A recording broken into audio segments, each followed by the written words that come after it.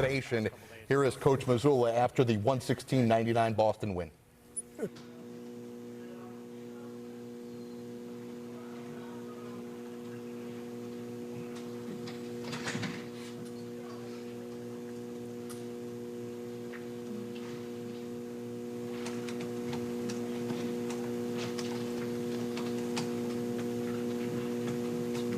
The game, regardless of how the game was going, that stuff never waned. And so, you know, listen, like when the stakes are really high and you're trying to achieve what we're trying to achieve, it's easy to lose those things, you know, because the guys are playing as hard as they can. And so I just thought regardless of the result, the guys just stuck together. The loss in Game 3, how did that kind of test you guys to kind of re-find yourselves again, and how did you re-find that trust over the past couple of days? I mean, I think anytime you're in a do-or-die situation, it forces you to build an awareness and a perspective, and so it's always been there. And I think just the perspective of understanding, just a week ago we had it, and so it's just it's fragile, you know, during these times, and so we just had to remind each other of that. And I thought the guys were they were connected. The fourth quarter hadn't been kind to Jason coming into tonight, but obviously. Got going offensively. What was the difference for him in the fourth quarter?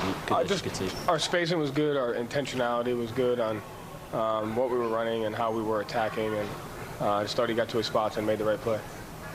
Coach, after such a necessary victory for you guys, both for the series and emotionally, can you describe the state of the locker room now that this victory has come to kind of refresh everything for you guys? I mean, the way it's been the majority of the season, and so I think that's important. And then just have an understanding is like we can't relax. You know, we have to keep the same level of intensity, the same mindset, same focus for the next game. Joe, the third quarter timeout where Jalen was kind of stuck in the corner, what did you see on that play, and what was the key for Grant to be able to get back to being a 30-minute per game guy? You've said for a lot of the year that it's been a matchup issue that he hasn't been able to play as much. Just wanted to make sure we got a good shot on that, and I felt like the possessions before that didn't go well defensively, and but we were still playing with a good sense of pace, but we obviously lost the advantage, and just kind of wanted to reset a little bit. We had lost a 50-50 ball to start the quarter that I think we just had to kind of nip that in the bud, and so I just took an opportunity to do that, and Grant just played solid. He made open shots, did a great job screening versus switch, and just executed the game plan defensively. Joe, they tried to hit you early. They went up 9 a couple of times. What prompted you guys to kind of keep responding? Game 3, you kind of backed up a little bit, but you kept coming with force. What prompted that? I mean, I think just the situation to where we had to rely on each other. You know, just continue to stay the course. It wasn't Jimmy's most efficient night, specifically around the rim. I guess, what do you guys feel you guys did to kind of throw that off? I mean, listen, like, I just thought our pickup points, our ball pressure was pretty good. We got to do a better job defending without fouling, staying down on fakes, you know.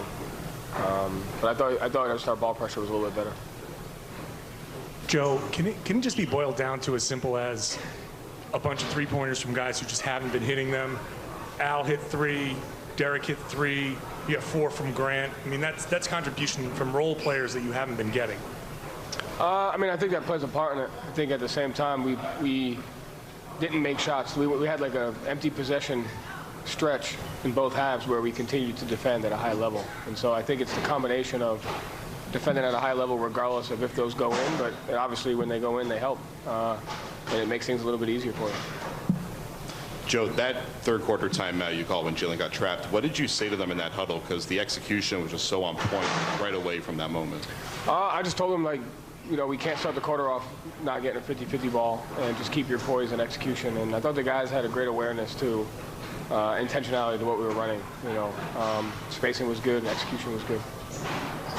Coach, Jason Tatum in the fourth quarter found his offense in a big way. What did you see in his approach this game compared to what you've been seeing fourth quarter execution throughout the entire series? Just patience, executing the spacing, and then just making the right play.